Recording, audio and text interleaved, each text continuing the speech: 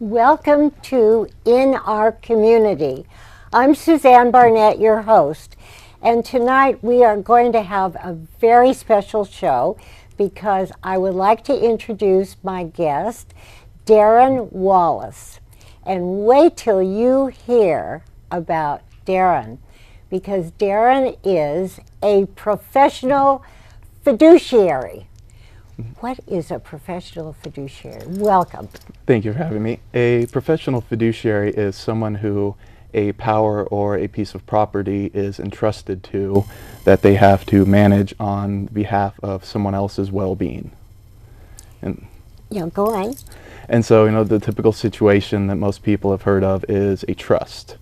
And someone has set up their estate management, their estate planning, but they need someone who can manage that when they get into the part of their life where they can no longer take care of that. And if they don't have an appropriate family member or a friend who can take care of it, they need someone who they can turn to. And that is where the fiduciary field comes in, as we are people who are qualified and background checked who can step into that role and take care of that role.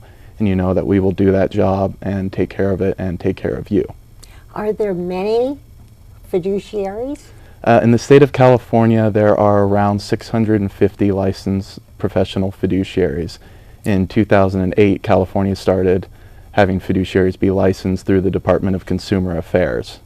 So in 2008 it started, now it's around 650, increasing daily. But you know what, that's not that many really. So you're a real special person, Darren. How in the world a young man like you get into that profession? Oh, I've worked in corporate America and done the 9 to 5 and working for the boss and working for the shareholders, and I wanted a job where I felt good and I wanted to help someone, and the fiduciary field was mentioned to me. And I like the aspect in that it's not your traditional 9 to 5. You get weekend calls, you get 2 a.m. calls, but you're interacting with people, you're helping your clients out, and it's a very face-to-face, people-oriented business. It's not sitting at a computer typing up reports all day.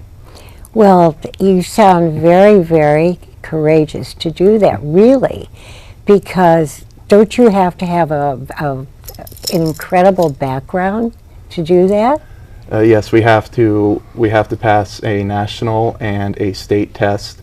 As I said earlier, with California doing the licensing, most other states just require the national license, but California requires the national and California license. Then you have to go through FBI, Department of Justice background checks and live scan fingerprint background checks to make sure we are trustworthy people.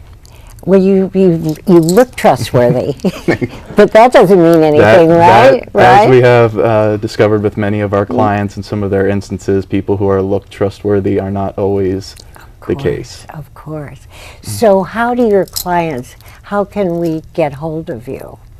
There's multiple ways, phone, email, anything. And something else that we all encourage as well is, when you are interviewing a fiduciary, is interview several fiduciaries, because everyone has a little bit of a different policy and just the way they run. And so that when someone is interviewing a fiduciary, the fiduciary is also interviewing the client to make sure that they are an appropriate fit. Sometimes people don't want to work with a male fiduciary or a female fiduciary. Age is also another factor. And some of my clients are special needs trust, and they are younger people, they're teenagers. Really? And so if you come in with a fiduciary who's 60 years old, sometimes they cannot get the bond that they could get with a younger fiduciary. But at the same time, sometimes an older client may not necessarily have the bond with me that they might with an older fiduciary. Do you have some hot story? I have several. Do you mind telling? Yes, some of the happier outcomes, and Yeah. most people have heard of the term the black widow, and it's something you get when someone has dementia and you get the predator moves in, they have a large estate, and they try to woo that senior and get them to marry them so they can inherit their estate.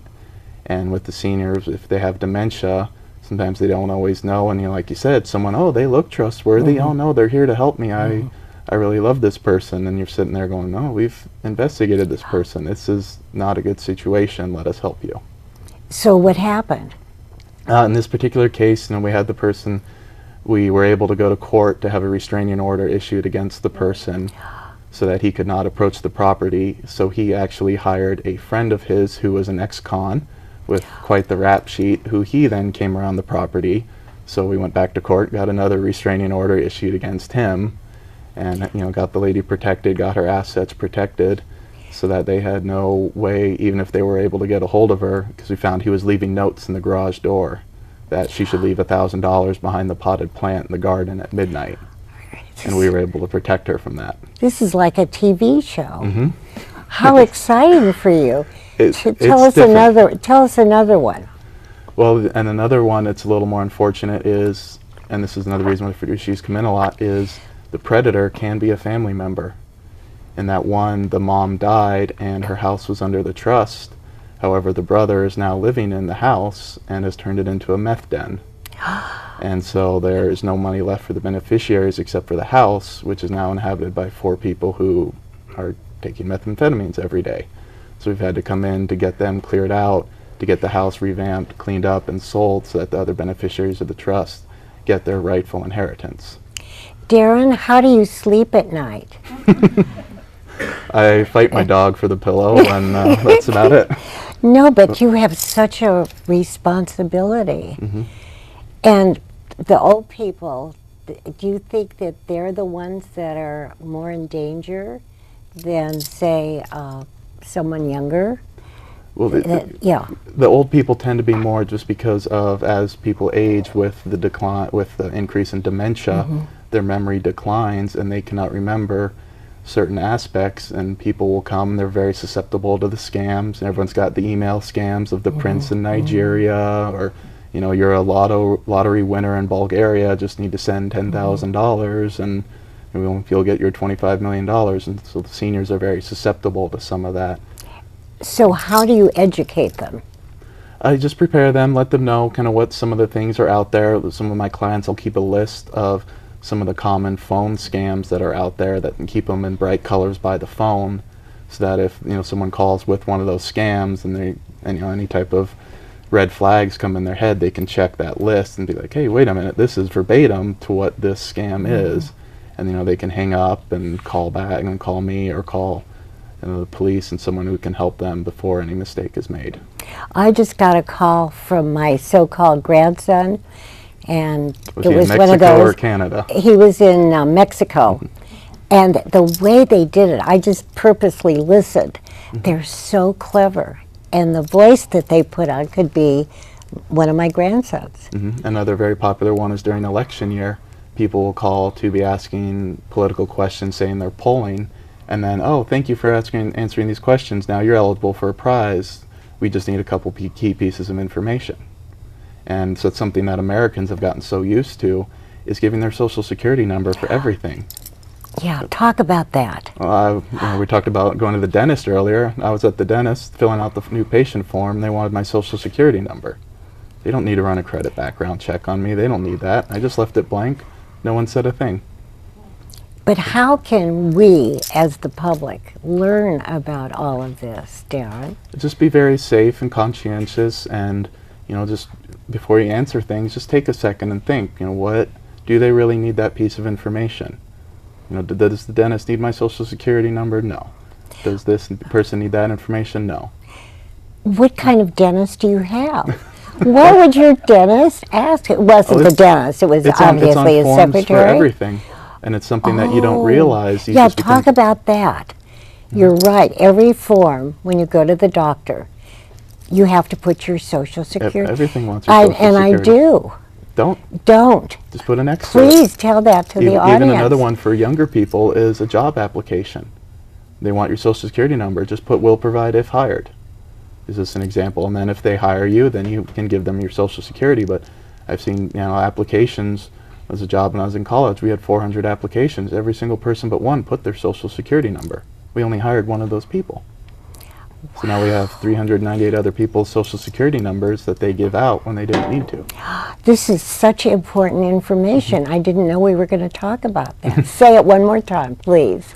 Just protect yourself. Be wary and don't be afraid to ask questions, and don't listen to yourself. If you have that gut feeling or that little red flag arises, don't be afraid to take a step back and think about it for a second. For example, what kind of question what I ask, or anybody. Why does this person need this information from me? Like with Okay. some of the phone scams. Oh, you're eligible to win this prize. We need a credit card number. Why do you need that? And don't be afraid to ask them that either. And another one too, speaking of credit card scams, is people will call, oh, your credit card's been stolen. What's your account number and password so we can verify that this is you? And, if you get a call like that, hang up, call your credit card company back, and ask to speak to their security department. Because instead the people can call you, well, now they have your number and your security questions. And then, with security questions too, be careful on how you answer them. With some of them, what's your father's middle name? What's your favorite sports teams? We're in the Bay Area. Most Giants have won a couple World Series. Giants are going to be a lot of passwords and questions, and it's easy to guess. So these people are so adept at this, aren't they? And especially an older person who may be lonesome and will do anything to keep the person on the phone. And the other issue too is once you get on the list of someone who can be scammed, you are going to be barraged with more scams, because now they found that you are susceptible to it. So you're going to be getting hit with them right and left, whether it's the grandchildren in Mexico, someone needs to do construction on the house, polling people, etc., etc. This is so important. So not only are you a fiduciary, is that right? Yes. But you're wonderful about, all this information that you have. And how do you talk about that to people, for example? How do you educate the people that you speak to? I just let them know, like I said, protect yourself, know who you can trust, and just be wary when strangers approach you about any type of information, phone call. Don't be afraid to, hang up the phone. If it is someone calling, hang up and call them back. Like with the credit card company, hang up, call the number back, call the number on your credit card. Don't just be susceptible to the person who is calling you and believe them. Don't be afraid to ask questions and question people in this day of identity theft and scams, and people will try anything. Don't think that something could be too low for something. It's not. And I've seen people trying to deal with people who are on their deathbeds. People are trying to steal them, get different forms signed so they can get money from them. So just don't think anything is too low for someone. Yeah. Well, I so appreciate having been able to interview you. You're a very, very important person Thank to you. our society. And I just wish you the best of luck. And this is so important for the planet. And I'm just very proud. I really am. Thank you. Okay. Thank you so much. And I want to thank the audience for watching. And we also have an audience here at KMBT, which is a real treat. Makes me a little more nervous, but you're not. I'm the nervous one, Dan. You taught me well. Right? Okay. And I want to thank the crew, of course. Without the crew, we wouldn't be able to do this. So I can't wait to see you next time. Bye-bye. Thank you. You're so good. Thank you. Really good. Okay. Welcome back to In Our Community. Now, wait till I introduce our next guest, Bruce Cotter, the musician of the world. It's all yours. Thank you, Suzanne. Tell us. My name is Bruce Cotter. I started piping when I was 7 years old. My family and I went on a European vacation, and we ended up in Scotland at the Edinburgh Castle, and we saw the military tattoo. And that is what got me interested in wanting to play the bagpipe. Now please enjoy this medley I have prepared for you.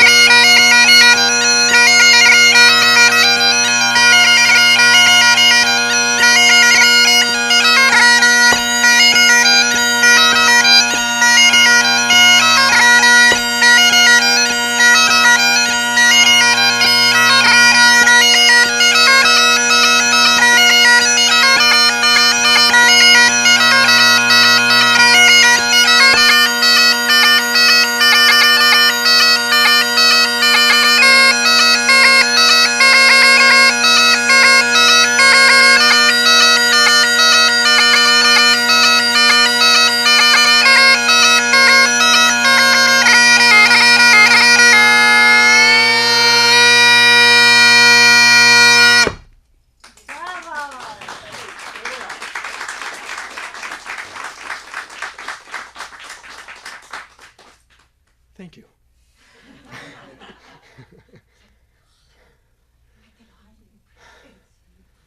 Your pinky sweats. Everything sweats.